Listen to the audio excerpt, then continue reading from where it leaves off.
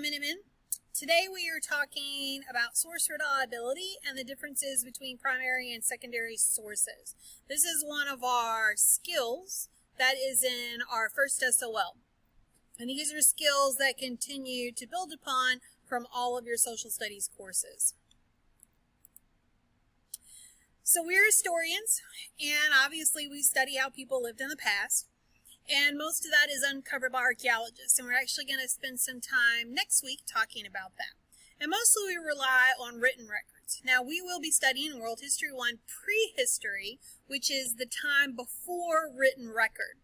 And we'll talk about the challenges of that and how do we really know about things before they were writing things down. But the majority of our history has been since written record. So what type of written records might a historian use to study the past? Obviously, we have letters and journals and things that people have left behind. But what could be the potential advantage or disadvantage of using these kind of written records? There is often said that history is written by the victors. I'm going to give you an example. Later on, we're going to study the Romans. And the Romans had a great enemy called Carthage.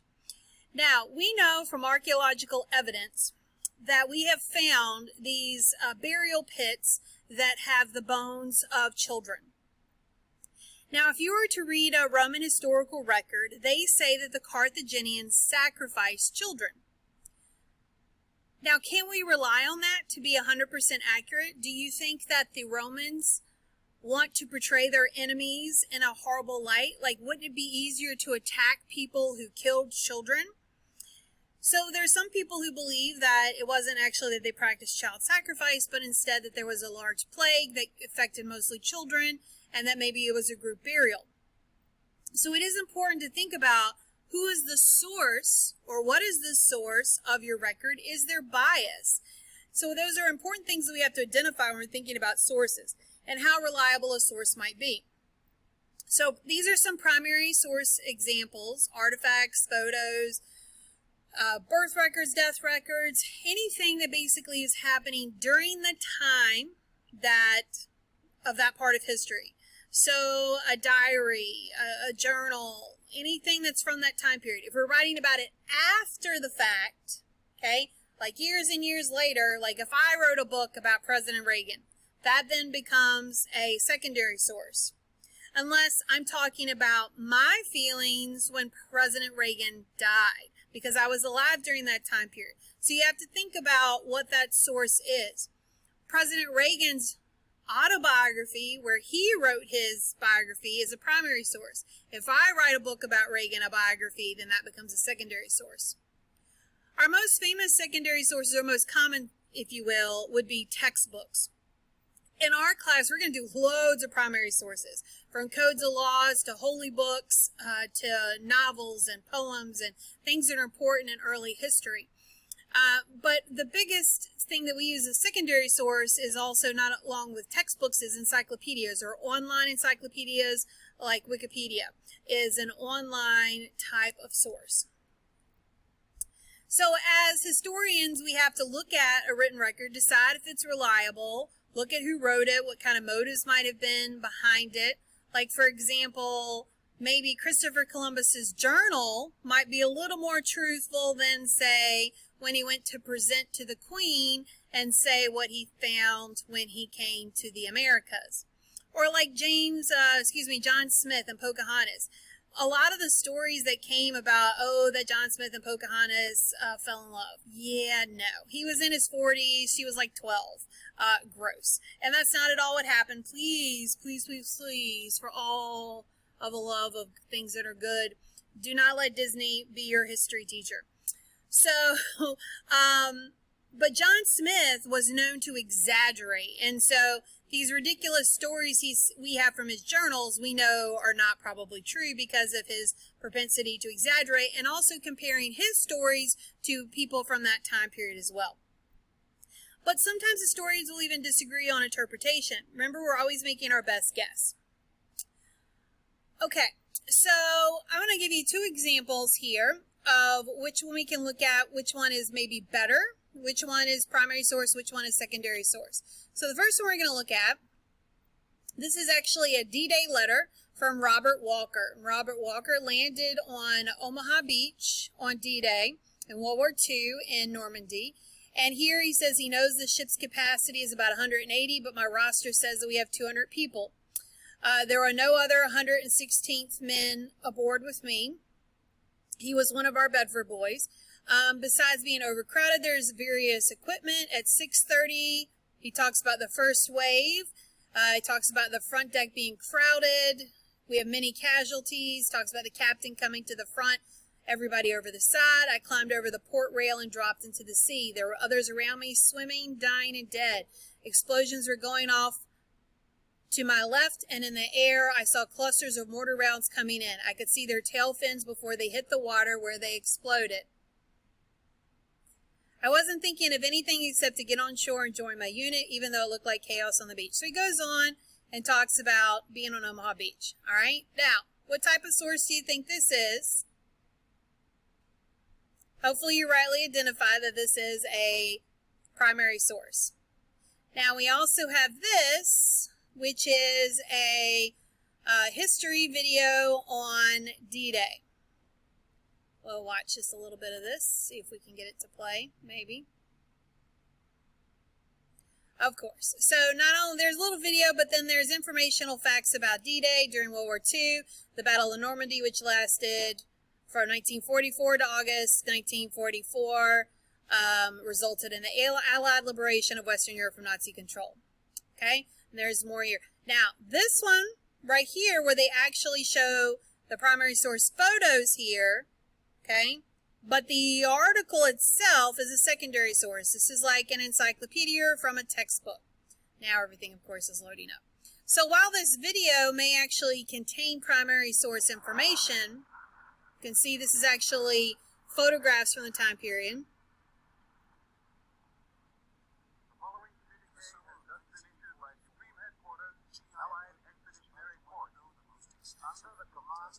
Okay, so they're reflecting afterwards. Now, the question is, both of these are good sources, but which one is better? Well, it really kind of depends on what you need. So if we're looking for a source that tells me what it was like for the average soldier who landed on D-Day, maybe Robert Walker's letter is better. If I'm looking for just general information about D-Day, well, Robert Walker's doesn't have a whole lot of specifics, and so the history.com, the actual kind of encyclopedia entry, might be better. So it really just depends on what kind of questions that you're trying to answer. Sometimes secondary sources can be better than a primary source. So we're going to look at here two choices, two sources, and then we're going to decide which one of them we believe is more trustworthy, more accurate. All right, so 9/11. Which one of these do you think is going to be more accurate source? Me or you? Well, you were born after 9/11 happened. So obviously I would be, since I was teaching at State River Middle School, teaching 8th and 7th grade when 9/11 happened. And I can tell you my experiences. Also, I have a history degree, and that is my job to know about that. So I'm going to be a more reliable source, more accurate. A child's second birthday party. So we have the source of the child telling the story 2 years later, when they would be 4, or the child's parent telling the story 20 years later. Now, regardless of the fact that it's a 4-year-old who's closer to it, the parents are going to be probably more accurate. Because a 4-year-old doesn't remember what happened when he was 2. And even if the kid's 10, he's still not going to remember probably what happened when his second birthday party. So our parents are going to be our more reliable source. Who Maria has a crush on? A 13-year-old girl or an insanely smart college professor? Well, the 13-year-old girl doesn't even have to be Maria's friend. She's probably going to have a better guess of who Maria has a crush on versus some college professor who's out of touch with teenagers. How to feel better when you're sick. So some of us might want to say, well, my grandmother, and your grandmother might have some home remedies, but in general, a doctor is going to be a more accurate source of information because of their training. Now, getting a little more specific to our content, the Roman Empire. So we have a source that was made in 1870 which is after the fall of the empire. Shows a gladiator there. Or we have a textbook.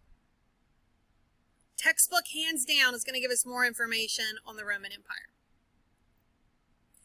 Volcanoes. Now, we've got Wikipedia on the side, and then Encyclopedia Britannica, the 1941 edition. People used to come around and sell these encyclopedias door to door. My parents bought one when me and my brother, that's what we used to do our reports at home when we didn't have the internet. So a lot of people give Wikipedia, complain about it because it's open source, meaning that anybody can put information on it. But I would argue that also makes it pretty good because anybody can challenge it. So actually, Wikipedia is going to have much more up-to-date, current information. Because let's think about 1941. Do you think we knew all the science about volcanoes? So the Wikipedia is actually going to be a more likely accurate information. And this is a side note, but even today people admit that encyclopedias, especially as late as the 60s, still have a lot of incorrect information just because of what we learned since then. All right, here's kind of a little more difficult one. We've got Aztec religion and sacrifice. So we have an actual Aztec painting by the Aztecs, and then we have a written account by the Spanish conquistadors.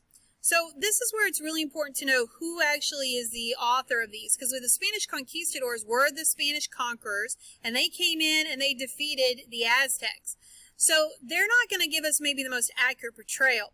And when we see in this painting is we can see by the actual Aztecs the way that someone was sacrificed, which is literally they ripped their heart out and then they threw them down the steps. We'll talk about that more later. An interesting group of people that is towards the end of the year. The Declaration of Independence. So a lot of us seem to get our information from movies. Let's just remind you that movies, historical fiction, and I love historical fiction. I love books, but history, but please keep in mind that that's not necessarily always an accurate portrayal. Hollywood has no obligation except to make money. So the source too would be a much better source of information. So this is just a little couple of information. This is obviously done by, maybe it's not obvious, but this is not done by me. This is another teacher who wrote this, and she's got cute little handwriting, so I put it on here.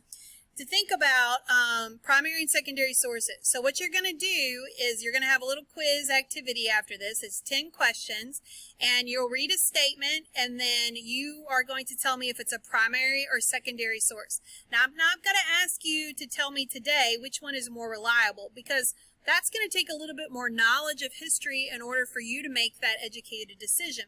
Right now, I want us to focus on which one is a primary source, which is our first-hand account, or which one is a secondary source, which is our second-hand account. And so you'll get a little smart. You can take the quiz up to 2 times, and it will take the highest of your 2 scores for me to record, and this will be a small summative.